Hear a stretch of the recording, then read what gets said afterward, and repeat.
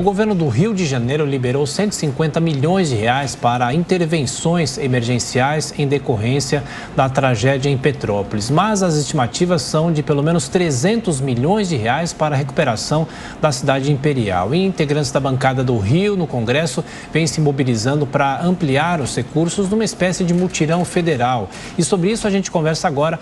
Gentilmente nos atendendo o deputado federal Hugo Leal, do PSD, que é de Petrópolis. Deputado, mais uma vez, muito obrigado por estar aqui conosco na Jovem Pan, no Jornal da Manhã.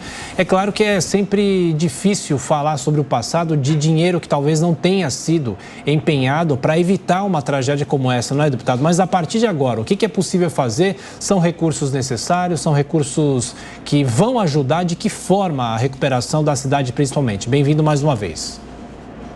Obrigado mais uma vez a Jovem Pan, obrigado, bom dia Tiago, bom dia Lívia. Olha, realmente nós estamos num momento bastante delicado, né? Momento agora que a gente chama dentro do Sistema de Defesa Civil, é um momento de resposta, o atendimento às vítimas, o atendimento aos desabrigados e obviamente também a recuperação ainda, né? A tentativa de salvar vidas ainda, se é possível, ainda na expectativa. O bombeiro dá 7 dias ainda de possibilidade de sobrevivência, então nós temos alguma esperança. E também o momento de fazer o resgate, infelizmente, das pessoas, dos mortos, né, e dos desaparecidos. Então, momento agora de resposta. Obviamente, há uma grande mobilização nacional, até porque Petrópolis é uma cidade que chama atenção pelas suas características, pelas suas belezas, pelo seu turismo, né? Nós estamos aqui há muitos anos reconhecendo isso. E, obviamente, ela acaba trazendo uma grande comoção nacional. O que nós precisamos agora, nesse momento, que nós chamamos de momento de resposta, né, é essa atenção. O que a bancada federal se mobilizou é que no momento, dia 16 de fevereiro, nós tivemos o último dia para a indicação das emendas individuais, ou seja, emendas que são indicadas por parlamentares. Aí houve um esforço, né, do colegiado, né, dos deputados federais e também senadores, no sentido de indicar recursos para o município de Petrópolis. Aí nós atingimos aí quase 30 milhões de reais, que foram distribuídos na área de ação social, né? Também tem muita coisa na ação social, a maior parte foi para a área de saúde, talvez uns 15 milhões, metade desses recursos vão para a área de saúde, para atendimento básico e para atenção básica e também para atenção especializada. Isso tudo com foco no momento de recuperação, aí que a gente chama de quinta etapa, especialmente dessa tragédia. Mas nós temos que olhar, né, temos que ter um olhar atento. Você colocou muito bem aí, Tiago, no início da reportagem, é que essa circunstância, o desastre, né, a tromba d'água, nós não podemos evitar, mas nós podemos fazer muitas ações de prevenção, né, que nós chamamos de gestão de risco. E é isso que eu acho que nós temos que também começar a olhar de forma mais efetiva. Agora, deputado, falando ainda dessas ações de prevenção a desastres, na edição de hoje do Jornal da Manhã, nós trouxemos uma reportagem mostrando que cerca de 60 propostas estão engavetadas no Legislativo justamente para tratar de prevenção, mitigação, contenção dessas tragédias. Propostas que não avançaram até agora e que vêm de alguns anos. Por que tanta dificuldade em se avançar, em se aprovar propostas nesse sentido, deputado? Lívia, perfeito, a sua colocação é perfeita e é exatamente isso que nós estamos enfrentando. Nós não temos a cultura da prevenção. Os recursos que vão para a prevenção, às vezes, não são aqueles fundamentais. Eu falo isso porque quem vive em regiões dessa natureza, como foi a região serrana, nós tivemos em 2011, ou seja, há 11 anos atrás, a maior tragédia ambiental, né? As chuvas que atingiram aqui aos municípios de Friburgo, né, que foi um devastador em Nova Friburgo, em Teresópolis e também aqui em Petrópolis, só que numa outra região de Petrópolis, mais conhecida como Vale do Cuiabá e Itaipava. Ou seja, nós não podemos prever essas catástrofes, mas nós podemos fazer a prevenção, a preparação, né? Isso é o mais importante. E o que nós estamos falando aqui, nós temos que investir hoje, né? 11 anos depois, o que nós aprendemos? Primeiro, o que nós aprendemos no que nós estamos aqui à disposição de tecnologia. Eu não digo nem somente pela legislação, Lívia. Eu não entendo assim, eu não percebo que a legislação seja o aspecto mais importante, porque a nossa legislação, a Lei 2.608, ela é de 2012. 2012 foi exatamente um ano após a tragédia, aquela tragédia ambiental que ocorreu aqui na região serrana também. Ou seja, a Lei 2.608, que prevê o estabelecimento de proteção e sistema de defesa civil, é de 2012 e até hoje alguns pontos não foram regulamentados. Por exemplo, o Fundo Nacional de Defesa Civil, não só para atendimento aos desastres, mas principalmente na questão da prevenção, no investimento de radares meteorológicos em áreas que já são devidamente conhecidas, o que nós chamamos de monitoramento de tempo severo.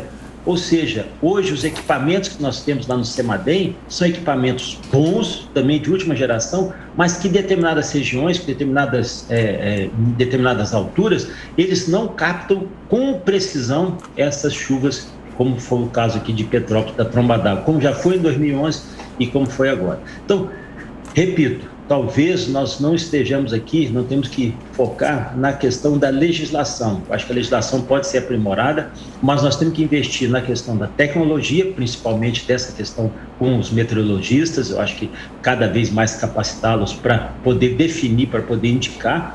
E, obviamente, também nessa melhoria no preparo desse ambiente. Por exemplo, até 2011, não existia essa característica aqui na região serrana, em Petrópolis especialmente, onde eu estou, mas em Teresópolis e Nova Friburgo, a questão das sirenes, o aviso, esse alarme, essas sirenes vieram exatamente desse espaço, desse aprendizado. E nós temos aqui já um pouco desse conhecimento. Infelizmente, nós tivemos aqui não só o evento de 2011, mas já tivemos em 2010, nós tivemos em 2013 também, com as mortes, e tivemos um episódio em 1988, que teve 134 óbitos aqui no município de Petrópolis. Ou seja, tudo isso tem que servir de aprendizado, e esse aprendizado só é feito, como você disse aqui, através de prevenção, e como são as etapas da defesa civil. Desculpa, Tiago.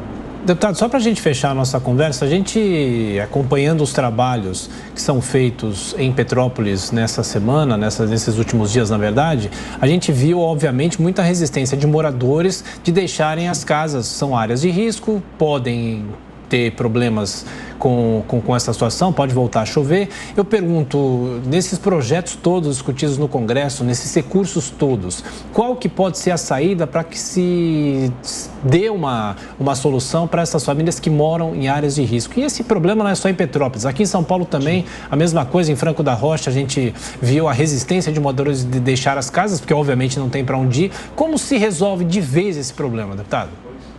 Olha, resolver de vez, infelizmente, nós não temos. Agora nós temos como poder atenuá-los através de investimentos, como foi feito aí, até então era Minha Casa Minha Vida, agora Casa Verde e Amarelo, ou seja, investimentos na área de habitação popular. Nós temos áreas que são disponíveis, mas a burocracia, a liberação às vezes demora. E é impressionante que todos nós agora estamos mobilizados, né? A população toda mobilizada, as autoridades mobilizadas.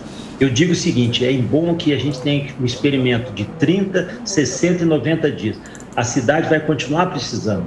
A cidade daqui a 90 dias vai precisar também de avaliar esses ambientes, esses investimentos maciços em habitação popular, em áreas que possam ser ocupadas para retirar essas pessoas das áreas de risco.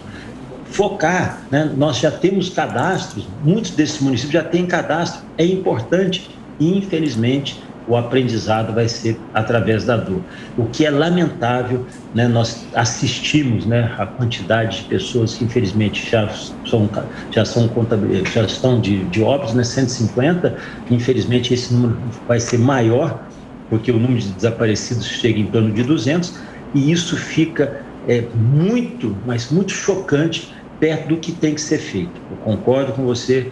Esses investimentos de resolver de uma vez por todas, infelizmente, nós não vamos conseguir, mas temos que trabalhar nessa cultura da prevenção, do investimento cada vez maior na prevenção através da tecnologia e, obviamente, para a desocupação dessas áreas, um investimento maciço na questão da habitação, achar áreas onde possamos fazer deslocamento dessas pessoas. Pois bem, ouvimos agora o deputado federal Hugo Leal, do PSD, deputado do Rio. PSD. Bom domingo, bom dia, obrigada. Um bom dia a todos e agradeço mais uma vez a participação da Jovem Pan e o apoio também que a Jovem Pan e os telespectadores têm dado aqui ao município de Petrópolis. Muito obrigado.